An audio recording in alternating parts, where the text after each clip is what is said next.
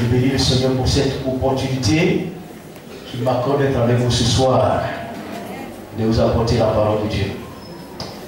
Amen. Le thème élargit l'espace d'attente en relation avec la puissance du Saint-Esprit. Alléluia. Amen. Gloire à Dieu. Je pense que vous avez le texte de base. Vous avez déjà vu ça à plusieurs reprises avec les orateurs. Isaïe 54, verset 1 jusqu'au verset, on va s'arrêter au verset 4. On va lire ça. Régis-toi stérile. Isaïe. À vous tirer debout. Okay.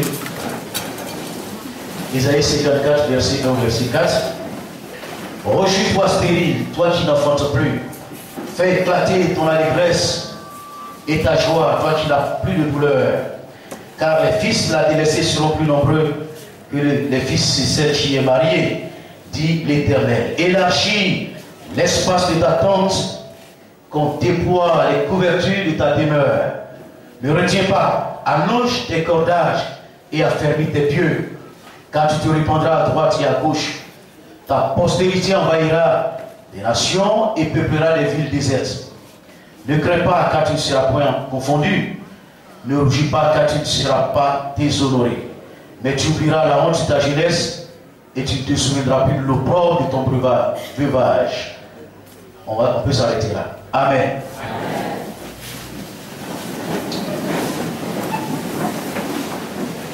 On a déjà prié. Merci Seigneur pour ta grâce. Bénis cette parole au nom de Jésus de Nazareth, notre Seigneur et Sauveur. Amen. Élargis l'espace de ta tente en relation avec la puissance du Saint-Esprit. Quand on parle d'élargissement, dans le passage qui a été lu, les éléments qui suivent nous aident énormément. Élargis l'espace de ta tente, qu'on déploie les couvertures. Qu'on déploie les couvertures. Alléluia. Il faut rester. Allonge tes cordages. Affermis tes pieux. Tu te répandras à droite et à gauche. Ta postérité envahira des nations. En tout cas, s'il y a un seul mot qu'on devrait utiliser pour caractériser tout ce qui a été dit, c'est le mot croissance. Croissance. Je pense que c'est à ça que vous attendez, n'est-ce pas? Amen. La croissance. Amen. Quantitativement et qualitativement. L'accent est beaucoup mieux sur la qualité. Bien que la quantité soit importante, mais la qualité est de loin meilleure. Parce que en dehors de l'action de Dieu, la croissance quantitative se voit partout. En dehors des églises, dans tout rassemblement, toute action humaine, il y a une croissance quantitative. Mais la croissance qui manque, c'est la croissance qualitative. Alléluia. Et je crois que c'est là que Dieu veut nous emmener.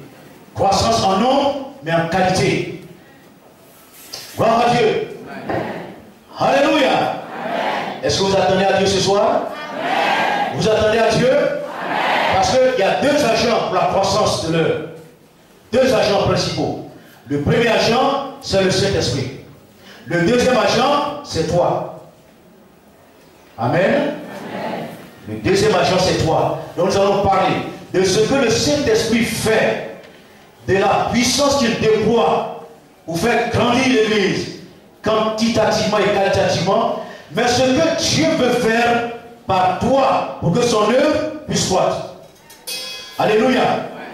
Et si tu suis bien ce qu'il va dire, parce qu'après nous aurons un moment de prière, nous allons prier pour que le Saint-Esprit se saisisse de toi, qu'il t'emploie comme un instrument de croissance pour l'avancement de son œuvre. Et je suis convaincu que le Saint-Esprit va faire une œuvre dans ton cœur ce soir. Alléluia. Croissance. de l'œuvre de Dieu.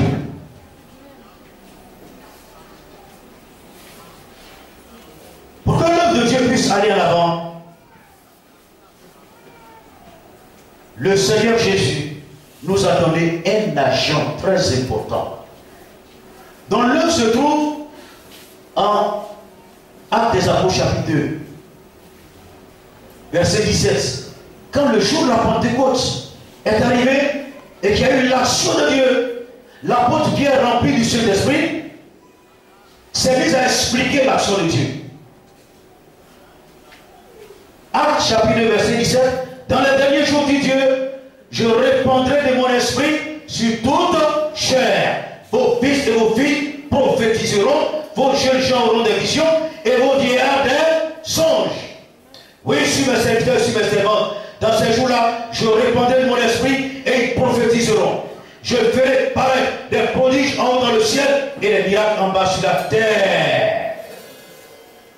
Du sang, du feu et une vapeur de fumée. Le soleil se changera en ténèbres et la lune en sang avant l'arrivée du jour du Seigneur, de ce jour grand et glorieux. Alors quiconque invoquera le nom du Seigneur sera sauvé. Alléluia.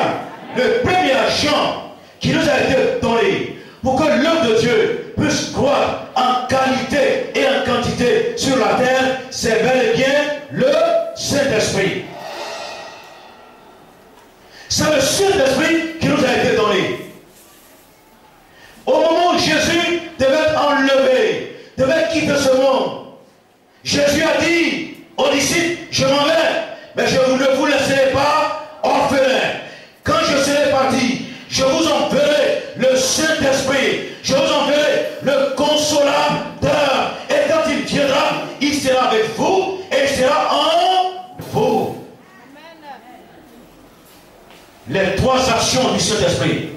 Le Saint-Esprit sera avec vous, il sera en vous, et il sera sur vous.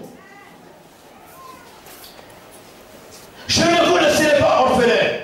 Je m'en vais, mais je vous enverrai le Saint-Esprit. Laissez-moi vous dire quelque chose qui est très important. Et je suis sûr que votre pasteur est d'accord avec cela. Parce que c'est un homme d'esprit. Avant de monter aux cieux, Jésus n'a pas laissé l'église entre les mains des hommes. Bien sûr, il a choisi des apôtres qu'il a formés, à qui il a donné l'onction pour poursuivre son œuvre. Mais si l'église était restée seulement entre les mains des êtres humains, l'église aurait échoué. Jésus a décidé que le Saint-Esprit, agent exécuté de la divinité, vienne sur la terre parmi les hommes, oindre ses apôtres, oindre les hommes, afin que ces hommes remplis du Saint-Esprit puissent faire son œuvre, continuer l'œuvre qu'il avait commencé. Alléluia. L'église n'a pas été laissée entre les mains des hommes, mais entre les mains du Saint-Esprit, de telle sorte que lorsque nous lisons les actes des apôtres, nous voyons constamment le Saint-Esprit à l'œuvre. Le jour de la Pentecôte, il descend sur les disciples. Et tout au long des actes, c'est le Saint-Esprit qui a l'œuvre. C'est lui qui donne l'onction, la puissance, la force et l'autorité. C'est lui qui donne à Pierre une vision. Et quand les envoyés de Corneille arrivent, l'Esprit dit, lève-toi et parle avec eux sans hésiter, car c'est moi qui les ai envoyés. Dans les actes, pendant que les docteurs et les prophètes priaient, l'Esprit dit, mettez-moi à part Barnabas et Saul pour l'œuvre à laquelle je les ai appelés. C'est lui qui les envoie. C'est lui qui dirige l'église. C'est lui qui conduit l'église. Parce que Jésus a dit, dans Jean, chapitre 14, verset 26, le Saint-Esprit qui viendra, il vous enseignera toutes choses. L'Esprit de Dieu est venu pour nous enseigner. Il est venu pour nous instruire. Il est venu pour nous enseigner les réalités célestes. L'Esprit est venu pour nous enseigner l'esprit de vérité. Ce n'est pas n'importe quel esprit. C'est l'esprit de vérité, l'esprit vrai. mensonge, aucune tricherie. Tout en lui est pureté, propreté. Tout en lui est sainteté. Alléluia. Il vous conduira. Il vous enseignera. Et dans Jean 15, verset 26, Jésus dit, le Saint-Esprit quand il viendra, il rendra témoignage de moi. Il rendra témoignage. Le témoignage le plus puissant pour la conversion des hommes, c'est le témoignage du Saint-Esprit. Alléluia. Quand le Saint-Esprit a affaire avec toi, il faut te dire que tu as affaire à quelqu'un. Quand l'Esprit de Dieu veut te convaincre, quand il veut te persuader, quand l'Esprit de Dieu veut t'emmener à quelque chose, il va te confronter. Il va témoigner à ton esprit. Il va te parler. Il va agir avec toi. Il va te confronter jusqu'à ce que tu cèdes. Parce qu'il a le pouvoir de le faire. Alléluia. C'est pour cela qu'il faut l'inviter constamment dans nos activités, dans nos actions. Parce que lui, il a le pouvoir et la possibilité de convaincre de jugement, de convaincre de péché, de convaincre les hommes qui sont pécheurs. C'est lui qui convainc. Connaissez certainement cette histoire de cette femme, Elliot, je crois que c'est bien son nom, cette femme qui a chanté tel que je suis, sans rien à moi. Elle était une grande chanteuse en son temps, grande chanteuse. Et un jour de son anniversaire, elle a invité des sommités, des grands politiciens, des grandes personnalités. Et puis parmi ces personnes, il y avait un jeune évangéliste qui avait été invité. Elle a chanté, elle a épaté le monde. Les gens lui ont lancé toutes les fleurs. Et puis, après la cérémonie, les gens la congratulaient, on l'a salué. Et ce jeune évangéliste est venu, il l'a salué. Et de façon imprudente, dirait-on humainement, mais poussé par le Saint-Esprit, il a dit à cette femme, mais vous chantez bien, vous êtes belle, vous chantez admirablement bien. Mais si vous ne connaissez pas Jésus, devant Dieu, vous êtes comme un homme qui est dans les rues. Vous êtes comme un porte de la boue. Vous êtes souillé de tout péché. Mais j'ai le bonheur de te dire que le sang de Jésus peut te purifier de tout péché. Quand le jeune évangéliste a dit ça, la femme était en colère. Elle a réagi, piqué dans son orgueil. Elle a réagi. Mais elle a dit, j'ai le bonheur de te dire que le sang de Jésus peut te purifier de tout péché. Elle est partie à la maison. Quand elle est arrivée à la maison, elle allait se mettre à table pour manger. Elle veut manger. Elle entend les paroles de l'évangéliste. Devant Dieu, tu es comme un porc dans la boue. Mais le sang de Jésus peut te purifier de tout péché. Ça a résonné dans son esprit. Elle a mangé, elle n'arrivait pas. Elle prend l'alcool, elle boit pour que cette voix sorte de ses pensées. Mais la voix résonnait en elle parce que c'est la voix du Saint-Esprit qui commet les péchés. Elle a lutté, elle a bu, ça n'allait pas. Elle allait se coucher, la voix continue de retentir. Elle a pris l'oreiller, elle a mis sous l'oreille gauche, elle a mis le sous l'oreille droite, elle a serré. La voix retentit à l'intérieur. Mais le sang de Jésus peut te purifier de tout péché. Elle a lutté. Et finalement, elle a été vaincue par le Saint-Esprit. Elle s'est levée. Elle allait s'asseoir sur son piano. Une païenne. Elle allait s'asseoir sur son piano. Après avoir entendu ses paroles, elle a capitulé. Et le Saint-Esprit est venu sur elle. C'est là qu'elle a chanté ce chant. Tel que je suis, sans rien à moi, sinon ton sang versé pour moi. Alléluia. Le Saint-Esprit a la possibilité de convaincre de péché, de justice et de jugement. S'il vous plaît, ne laissez jamais le Saint-Esprit de côté. Aujourd'hui, les églises ont des problèmes. Parce que les gens ignorent la personne du Saint-Esprit. Les gens font des efforts humains, mais ils n'y arrivent pas.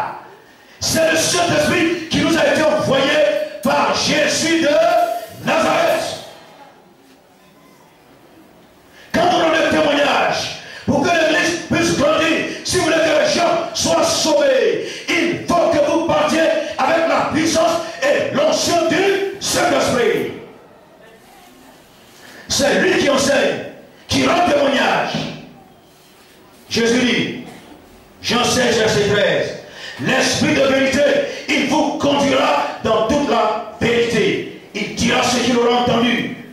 Il vous annoncera les choses à venir. Comment pouvons-nous connaître les choses à venir sans le Saint-Esprit? Comment pouvons-nous être conduits sans le Saint-Esprit? Mais il est incontournable, le Saint-Esprit. Et je suis fort étonné de ce que les gens font des efforts sans le Saint-Esprit. Lui qui a le pouvoir et l'autorité, il vous conduira. Et Jésus dit, il me glorifiera. Le Saint-Esprit est venu pour nous conduire. Il est venu pour glorifier Jésus de Nazareth. Ce qui veut dire que si nous voulons que Jésus soit élevé, glorifié, le Saint-Esprit est d'accord et il est prêt. Quand il a été envoyé chez Corneille et qu'il a commencé à annoncer la bonne nouvelle aux païens, il disait des choses importantes sur Jésus. Vous savez comment Dieu a oint d'esprit et de force Jésus de Nazareth. Il n'a même pas fini de parler. Le Saint-Esprit était tellement satisfait, il était tellement content, il était tellement heureux que le Saint-Esprit n'a pas attendu la fin du message. Il est descendu sur la foule. Alléluia. Et quand il est content, c'est ce qu'il fait. Il descend sur la foule. Alléluia. Il descend pour que Jésus soit élevé. Il descend pour que Jésus soit honoré. Pour que Jésus soit glorifié. Tout ce qui honore Jésus, glorifie Jésus. Le Saint-Esprit est en amont et en aval. C'est lui qui inspire, qui conduit, qui pousse. Car c'est lui qui produit en nous le vouloir et le faire. Le Saint-Esprit me glorifiera.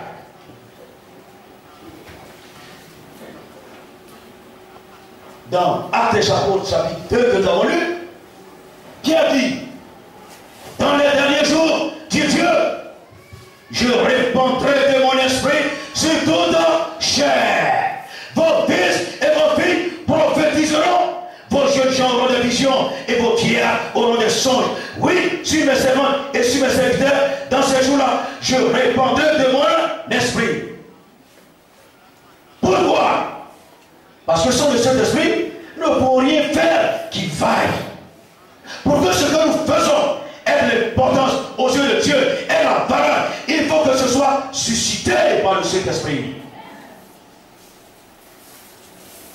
Alléluia. Aujourd'hui, dans ces assemblées, nous contournons de façon indirecte le Saint-Esprit. Le programme, comme il y a le programme, le conducteur.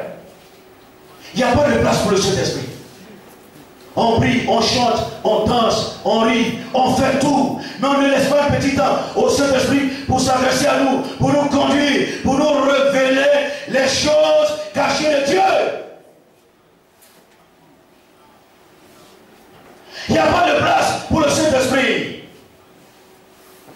Et pourtant, c'est lui qui nous conduit.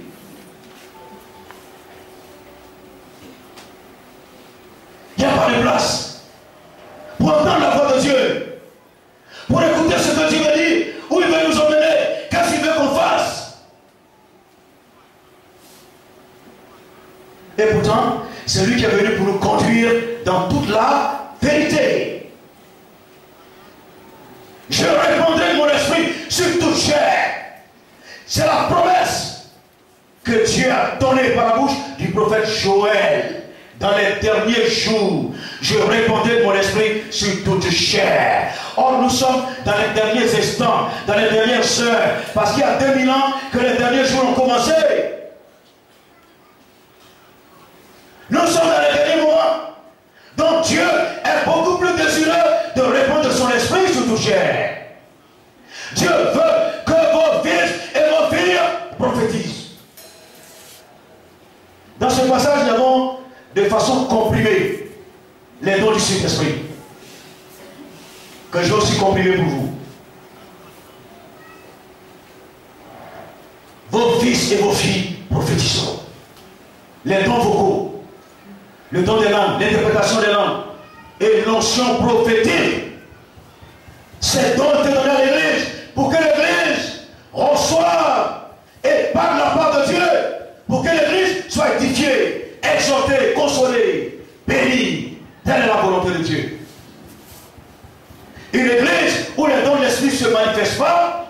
ne peut pas croître vraiment. Pour qu'une église puisse croître, il faut la manifestation des dons de l'esprit. Parce que le don des langues est là pour convaincre les païens et l'onction prophétique pour convaincre l'église.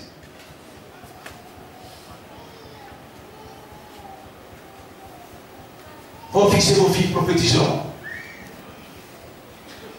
Vos jeunes gens auront des visions et vos filles auront des songes. Dieu a prévu des visions, des songes. Nous parlerons des dons de révélation, dons de connaissance, parole de connaissance. Ils ont connaissance. Donnez par une parole de connaissance. Merci, papa.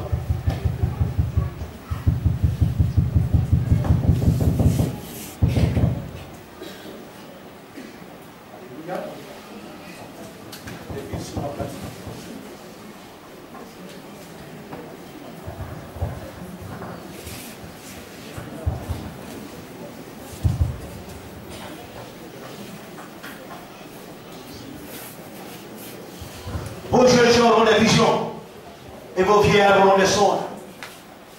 Dieu veut que dans l'église, il y ait les dons de révélation. Que le peuple ne soit pas aveugle. Dans l'Ancien Testament, il y avait des gens qu'on appelait spécialement des voyants. Et que les gens même allaient consulter, même les rois. Dieu veut un peuple qui voit. Qui voit pour ne pas être trompé et induit en erreur. Un peuple qui entend la voix de Dieu. Un peuple qui parle la parole de Dieu. Vos jeunes gens auront des visions et vos vieillards auront des songes. Des visions et des songes. Souvent je dis, un peu pour dire, où sont les visions aujourd'hui? Où sont les visions? Où sont les songes? Vous savez ce que nos chrétiens ont beaucoup plus? Hein, quand ils dorment, c'est quoi? C'est les cauchemars. On fait plus de cauchemars que de visions et de songes. J'ai un jeune chrétien qui allait réveiller son pasteur à 2 h du matin. Parce qu'il dormait, il y a un chien qui le poursuivait dans le rêve. Il allait réveiller son pasteur. Parce qu'un chien le poursuivait. Si un chien te poursuit, tu le poursuis aussi. Souvent, c'est ce qu'il dit aux gens. Il dit non, c'est un rêve, pasteur. Si tu es vainqueur de la réalité, tu dois être vainqueur dans les rêves. Alléluia. Tu es vainqueur dans la réalité, tu dois triompher dans les rêves. Tu dois commander dans les rêves. Tu dois donner les ordres dans les rêves. Parce que celui qui est en toi, il ne dort pas, il veille. Alléluia. Des visions, des songes pour édifier le peuple de Dieu. Récemment, j'ai donné un message dans l'église que j'ai à charge. J'ai parlé un peu de certaines personnes qui sont incontournables dans l'église. J'ai parlé des intercesseurs. Je sais que Dieu veut lever des intercesseurs ici. Je sais que dans chaque église, il y a des groupes de prière. Nous bénissons Dieu pour les groupes de prière. Nous en avons. C'est important le groupe de prière. Mais je vais parler au-delà du groupe de prière. Des hommes, des femmes qui se mettent à part, soit en groupe ou individuellement, pour intercéder pour les hommes de Dieu, pour intercéder pour l'église, pour prier, pour rechercher la voix de Dieu. Le réveil au pays de Galles a eu lieu parce que 2 vieilles femmes étaient en prière. Une vieille femme de 84 ans et l'autre avait 80 ans. 2 vieilles. Pendant que les gens dormaient, elles assiégeaient le trône de grâce. Seigneur, nous avons connu les réveils des temps passés. Mais cette génération n'a connu aucun réveil. S'il te plaît, reviens-toi à cette jeunesse. Elles ont prié jusqu'à ce que le ciel s'ouvre. Alléluia. Et il y a eu un réveil au pays de Galles qui a parlé pour le pays de Galles. Les portes de nuit, les bars étaient fermés et se transformaient en église. Par 2 vieilles femmes qui intercédaient. Si le peuple de Dieu se met à intercéder, à prier, Dieu va agir. Et puis vous savez, les vrais confidents de Dieu, les vrais confidents de Dieu, Souvent, ce n'est même pas les hommes de Dieu. Les vrais confidents de Dieu, c'est les intercesseurs. Quelquefois, vous êtes dans le secret. On ne voit pas ce que vous faites. La tâche a l'air d'être ingrate, mais c'est une tâche noble. Si tu veux entendre la voix de Dieu, recevoir des songes et des visions, intercède. Quand tu intercèdes, Dieu te montre les œuvres cachées. Dieu te montre les désirs de son cœur. Il te remet. Prie pour un tel, prie pour telle activité, prie pour telle œuvre. Oui, Dieu te montre ce que lui veut, ce qu'il conçoit. Si tu intercèdes, tu vas voir des visions et des songes. Dieu cherche des intercesseurs. Des gens qui se placent entre le peuple et Dieu, qui intercèdent pour demander la volonté de Dieu pour son peuple. J'avais parlé aussi des sentinelles, les voyants, ceux qui dans l'église prient Dieu et reçoivent des révélations pour le peuple de Dieu. Ils prient le Seigneur et Dieu leur révèle des choses. Il y a beaucoup de personnes qui des fois reçoivent des révélations, mais qui les gardent pour elles-mêmes. Donc quand vous recevez les révélations, il faut partager cela avec les hommes de Dieu. C'est eux qui sont là pour gérer les dons spirituels. Ils ont la gestion de ces dons. Quand vous partagez avec eux, ils sauront ce qu'ils doivent en faire. Soit rétrocéder au peuple pour prier. Mais si vous les gardez et que le mal arrive, vous en serez responsable. Sentinelle, quand je dis au méchant qu'il va mourir, si tu ne l'avertis pas et qu'il meurt, je vais te redemander son sang. Mais s'il l'avertit et qu'il ne se détourne pas de savoir qu'il meurt, son sang retombera sur lui-même. Mais si tu ne l'avertis pas, tu en seras responsable. Il y a tellement de choses que Dieu veut révéler à son peuple. Tellement de choses que Dieu veut révéler à ses enfants.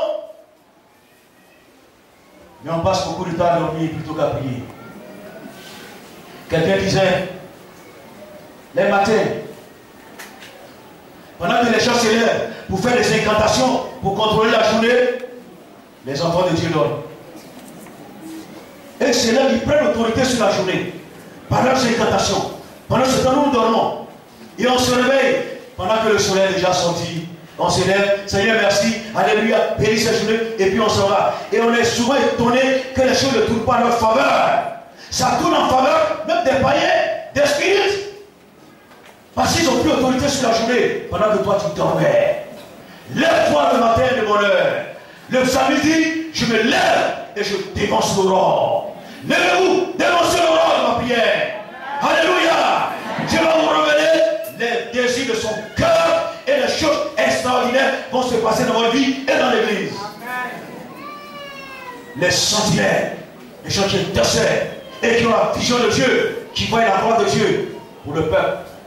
Ce soir, quand nous allons prier, je suis persuadé, il y a des gens ici à qui Dieu va accorder des révélations extraordinaires. Est-ce que vous croyez? Vous croyez que Dieu va vous accorder des révélations? Il y a des gens qui vont avoir des visions. Des visions. Tu as déjà une vision? Dieu va t'en accorder aujourd'hui. Alléluia. Tu vas avoir des visions. Parce que tu vas prier tout à l'heure. Et quand tu vas prier, quelque chose va se passer. Le ciel va s'ouvrir. Dieu va t'apporter des visions. Dans les derniers jours du Dieu, je répandrai de mon esprit sur tout chair. Vos fils et vos filles prophétiseront. Vos jeunes gens auront des visions et vos vieillards auront des songes. Oui, si mes secteurs me suivent, dans ces jours-là, je répandrai de mon esprit et ils prophétiseront. Je ferai paraître des prodiges en haut dans le ciel et les miracles en bas sur la terre. Là se trouvent comprimés les dons de puissance. Je ferai paraître des prodiges en haut dans le ciel et les miracles en bas sur la terre. La volonté de Dieu, c'est que les miracles se produisent quand les enfants de Dieu sont rassemblés. Alléluia. Dieu veut opérer des prodiges et des miracles. Parce que si on ne produit pas les miracles maintenant, un temps vient où les miracles seront périmés. On n'a pas besoin de miracles au ciel. On n'a pas besoin de guérison au ciel. Là-bas, tout le monde est en bonne santé. Dans les guérisons, ça n'existe pas au ciel. Dans les miracles, ça n'existe pas. Dans le foi, ça n'existe pas. C'est ici que nous avons besoin de ces dons. Et si on les ignore, bientôt ces dons seront périmés. des prodiges dans le ciel et des miracles ici-bas sur la terre. Alléluia. Oh, le Dieu que nous servons, c'est le Dieu de toute puissance, le Dieu qui a toute autorité pour produire les miracles et les prodiges. C'est parce que nous le limitons que nous ne voyons pas sa puissance.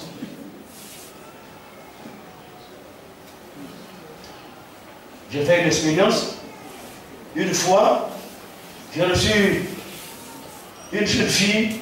Elle m'a dit, pasteur, j'ai quelque chose dans la gorge. On dit, j'ai avalé la chair humaine. Faut prier.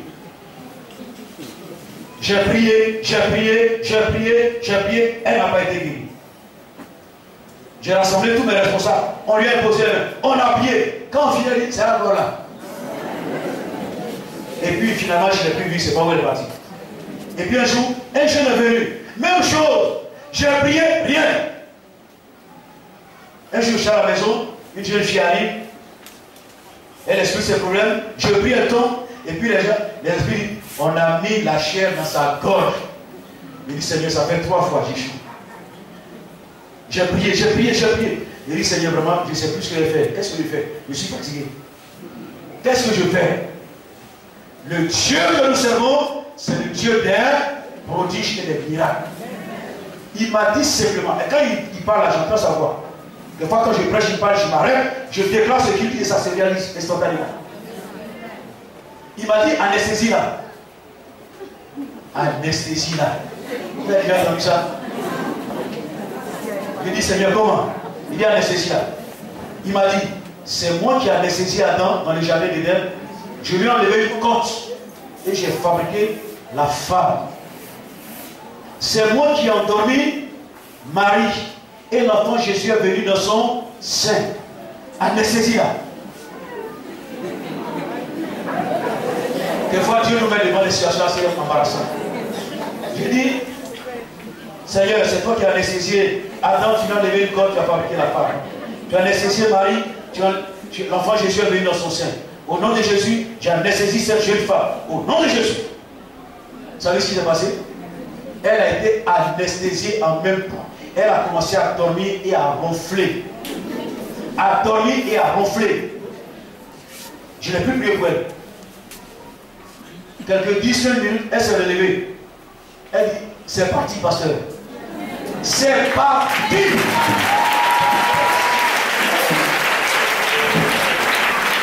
Deux jours après, j'étais à la maison, une jeune fille est venue. Elle se tordait le douleur, mal de ventre. J'ai mal. Elle souffrait, elle s'est jetée dans le bureau. Je dis, ça y est. Seigneur, c'est toi qui as anesthésié tant de gens. Qui a anesthésié Marie. Au nom de Jésus, je t'ai anesthésié. En même temps, elle a commencé à dormir, à ronfler. J'ai appelé ma femme, elle dit, viens voir. Il y a un phénomène, viens voir. Elle a commencé à ronfler. Quand elle s'est relevée, elle était guérie. Le Dieu des prodiges. La Bible dit, il faisait des miracles extraordinaires par les mains de Paul. De telle sorte que le mouchoir qui touchait son corps, on appliquait sur les malades et les malades guérissaient. Et les démons sortaient. Quand Pierre passait, on mettait les malades pour que son nom puisse les couvrir. Et quand son nom touchait les malades guérissaient. Notre Dieu est un Dieu de prodiges. C'est un Dieu de miracles. Une église qui ne marche pas dans le miraculeux ne peut pas grandir en quantité et en qualité.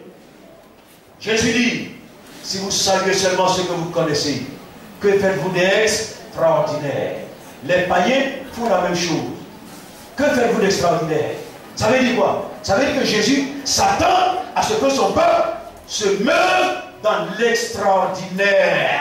Que son peuple soit un peuple extraordinaire. Un peuple qui agit dans l'extraordinaire. Un peuple qui vit dans l'extraordinaire. Faire l'extraordinaire, faire ce qui est en dehors de ce qui est ordinaire. Ce que tout le monde fait. Faire ce que les autres ne font pas. Faire ce que Dieu est capable de faire. De produire les œuvres de Dieu. Être dans l'extraordinaire. Depuis le temps de Jean-Baptiste jusqu'à présent, Le royaume de Dieu est forcé et ce sont les violents qui s'en emparent. Où sont les violents? Où sont les violents? Où sont les violents? Ce sont les violents qui s'emparent du royaume. Si tu es violent, tu t'empareras du royaume. Parce que Dieu a déclaré, dans les derniers jours, je répandrai mon esprit sur toute chair. Oui, les fils et les filles doivent prophétiser. Les jeunes gens doivent avoir des visions, les vieillards des songes. Et les miracles et les prodiges doivent se produire. Parce que telle est la volonté de Dieu. Un jour, j'étais à un programme. Je prêchais sur le Saint-Esprit. Quand j'ai fini, j'ai rassemblé le peuple en train de prier. On priait pour que l'Esprit de Dieu nous visite. Et puis l'Esprit de Dieu a parlé à mon esprit. Quand il parle, je sais qu'il est en train de parler. Il dit, il y a une femme, pendant que vous êtes en train de prier, elle est guérie, il y a une boule dans son ventre. Je viens d'enlever la boule.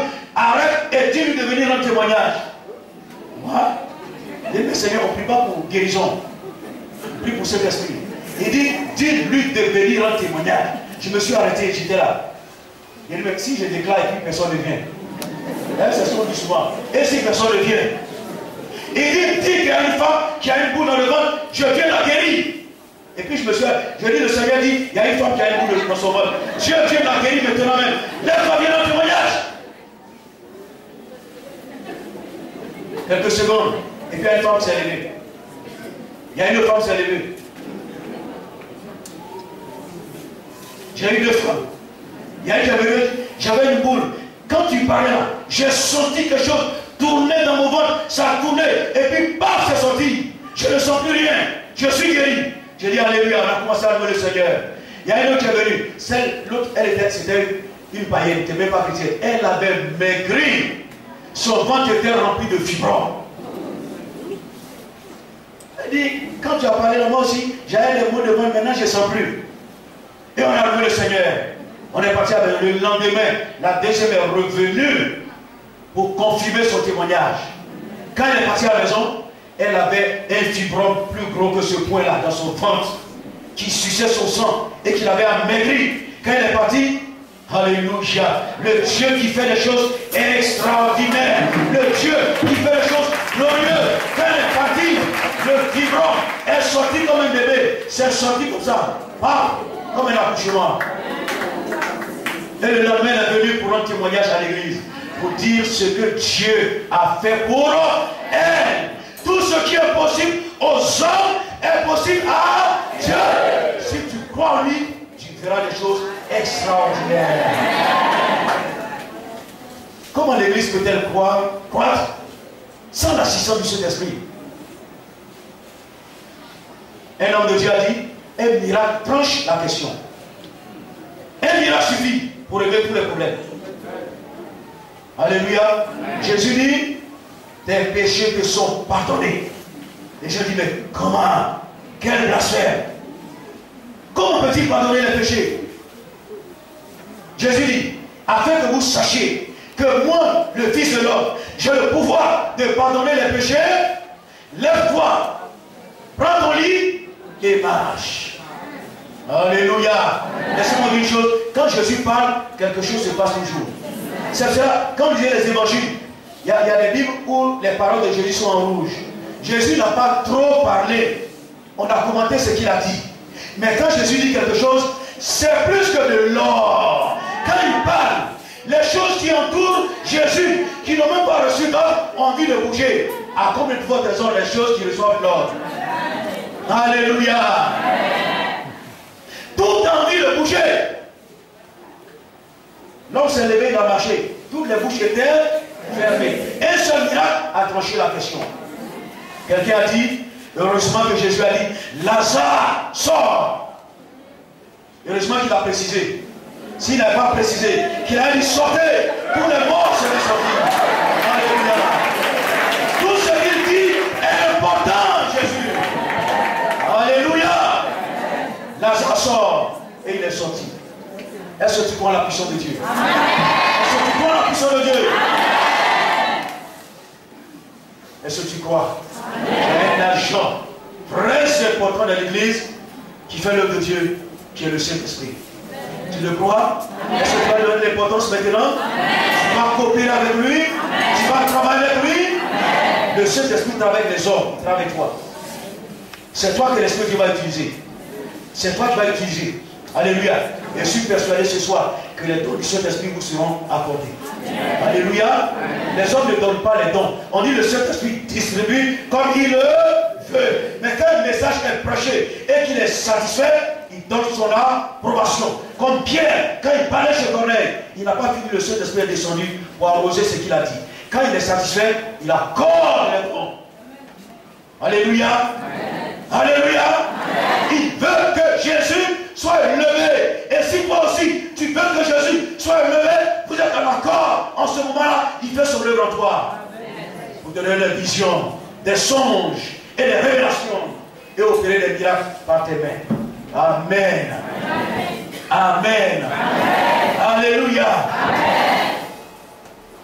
Il y a des gens ici qui vont recevoir des dons de guérison ce soir. Alléluia. Parce que nous sommes dans les derniers temps. Et Dieu a décidé de faire son œuvre par les hommes. Il va accorder des dons. L'onction prophétique, les dons de révélation et les dons de guérison. Dieu va vous accorder cela. Parce que telle est sa parole. Nous sommes dans les derniers jours ou non? Est-ce qu'on est dans les derniers jours? Il a dit quoi? Je répandrai de mon esprit. Sur qui? Est-ce que nous sommes des chairs? Oui ou non? Alléluia. Gloire à Dieu. Gloire à Dieu. Gloire à Dieu. Des prodiges dans le ciel et les miracles ici-bas sur la terre. Dieu fait les miracles. Dieu fait les miracles. Dieu peut opérer des miracles. Quand Jésus a multiplié le pain pour nourrir les fous, Jésus n'a pas prié et puis il y avait 1000 paniers qui avaient été remplis de pain. Non. Il avait quelques pains et quelques petits poissons. Quand il a levé le panier, il a prié.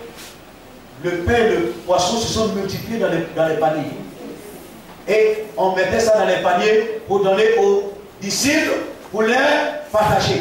Et au fur et à mesure qu'ils partageaient, le pain et le poisson se multipliaient dans les paniers. C'est dans leurs mains. Jésus a opéré le pain miracle et le reste se reproduisait dans leurs mains. Dieu veut que les miracles s'opèrent dans vos mains. Dieu veut que ces œuvres s'opèrent dans vos mains. C'est vous qui êtes les artisans. Dans Éphésiens, il est dit que les ministères ont été donnés pour le perfectionnement des saints en vue de l'œuvre du ministère. Le ministère, ce n'est pas nous qui l'accomplissons. Nous sommes là pour vous encourager, pour vous enseigner. Nous sommes là pour vous exhorter. Nous sommes là pour vous montrer la voie. C'est vous qui accomplissez le ministère. C'est vous qui réalisez le ministère. Quelquefois vous demandez trop aux hommes de Dieu. Vous ne savez qui prie les malades, qui chasse les démons. Quand on se rend compte qu'un démon, quelquefois on peut prendre 30 minutes, 1 heure de temps, 2 heures pour partir. Si on doit chasser des démons de 10 personnes, on va mettre combien de temps sur la terre?